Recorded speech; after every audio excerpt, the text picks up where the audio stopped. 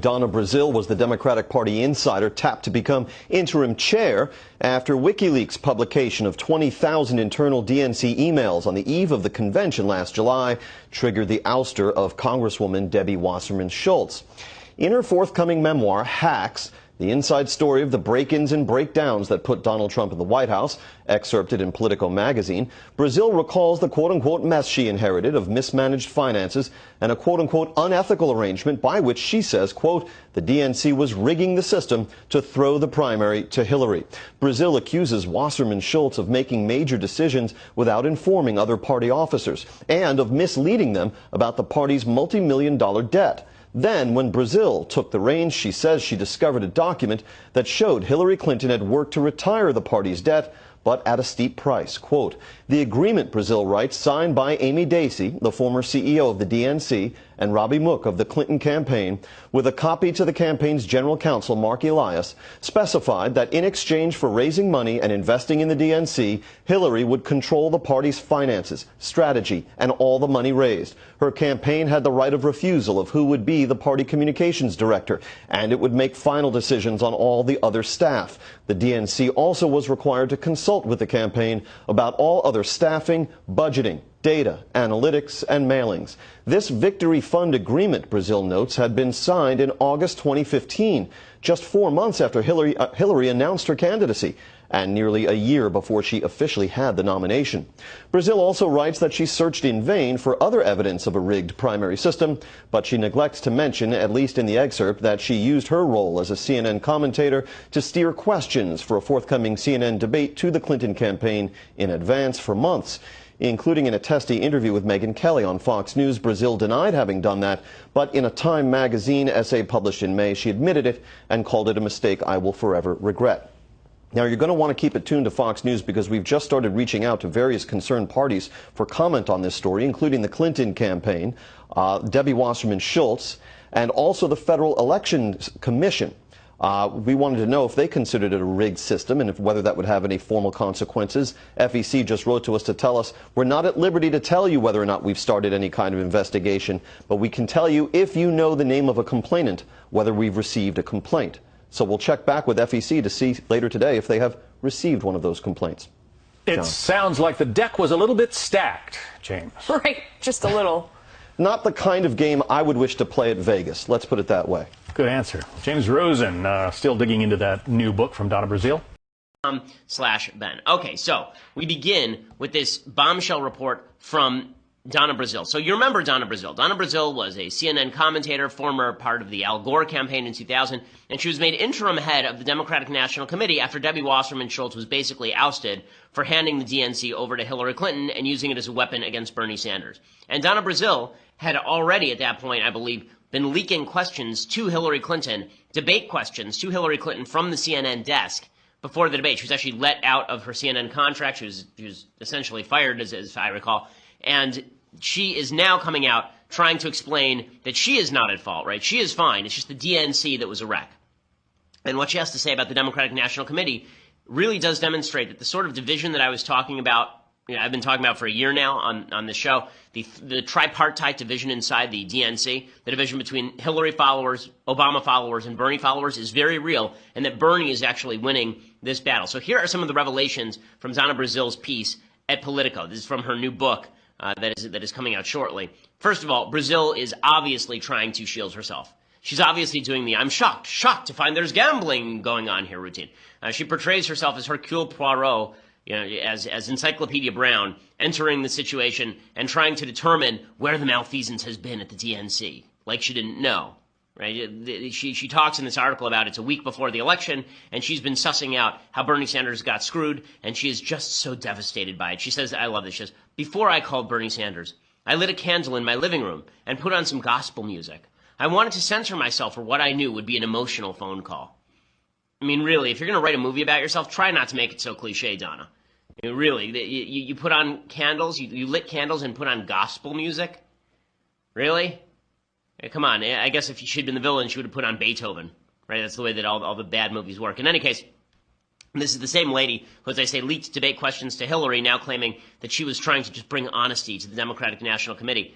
Debbie Wasserman Schultz, her predecessor, was a disaster who turned the entire party over to Hillary, according to Brazile. She says, my predecessor, Florida Representative Debbie Wasserman Schultz, had not been the most active chair in fundraising at a time when Barack Obama's neglect had left the party in significant debt.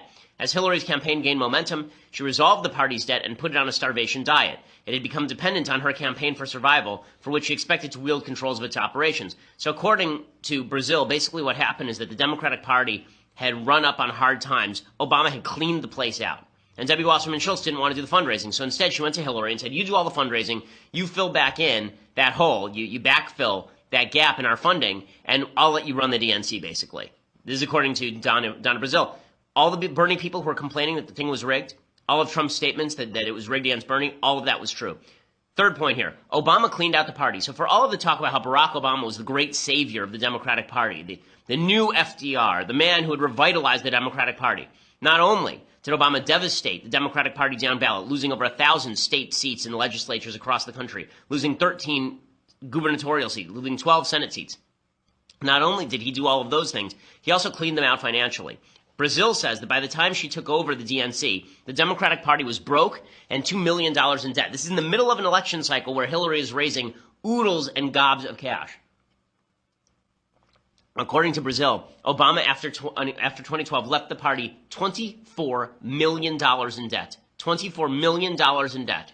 Okay, Barack Obama, that great beacon of light for the Democratic Party, he basically bankrupted the party. And his campaign said they wouldn't pay it off until 2016. So what did they do?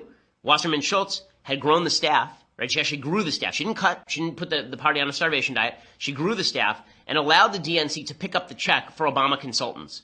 So Obama had already run the party into the ground, but the DNC was continuing to pay using the credit card for all of Obama's consultants, which is pretty amazing. So what happened? They turned it over to Hillary, and Hillary was supposed to come in and fill in the gap. So Hillary used that debt to pick up power. Gary Gensler, who's the chief financial officer of the Hillary campaign, apparently, quote, described the party as fully under the control of Hillary's campaign, which seemed to confirm the suspicions of the Bernie camp. The campaign had the DNC on life support, giving him money every month to meet its basic expenses, while the campaign was using the party as a fundraising clearinghouse.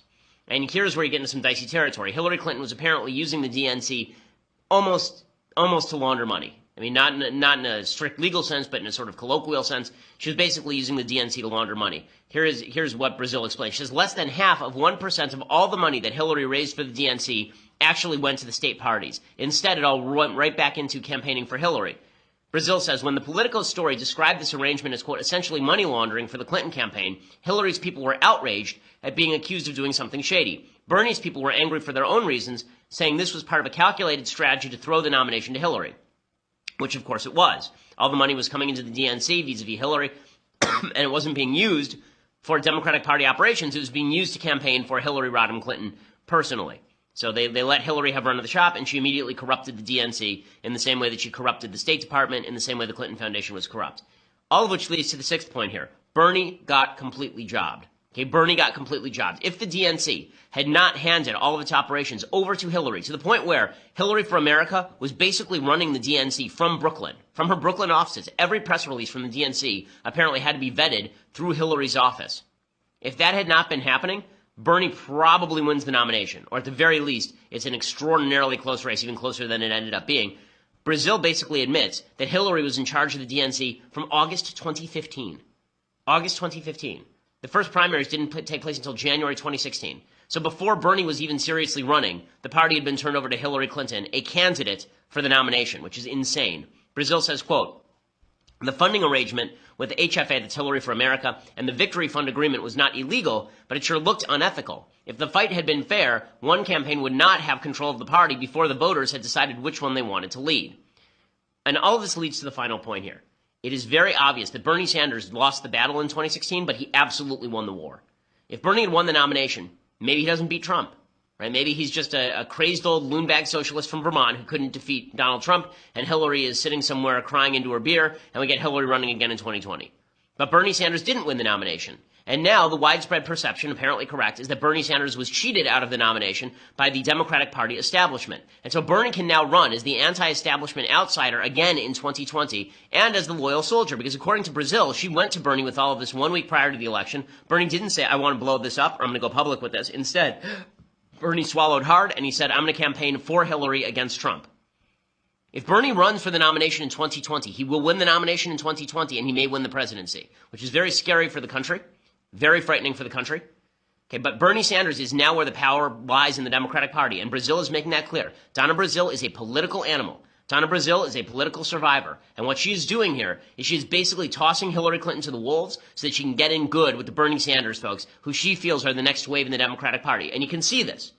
Right? All of the major Democratic players in 2020 are already endorsing Medicare for all. They're already moving along Bernie Sanders' lines, trying to outflank Bernie Sanders. Good luck with that.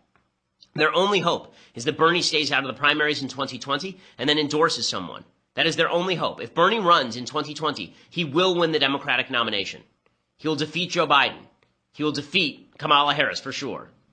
Bernie Sanders will have the power of revenge behind him. Plus, Bernie Sanders has a better feel for what voters want to hear in some of the swing states that Hillary lost than Hillary Clinton did. There's a significant possibility that Bernie Sanders is president in 2020 because of Hillary Clinton. Okay, if that's not scary to you, then you haven't been following Bernie Sanders' career in any significant way. So that's the news out of Democratic land, where they've torn each other apart. Bernie Sanders owns the party because Hillary Clinton corrupted the party and Barack Obama bankrupted the party.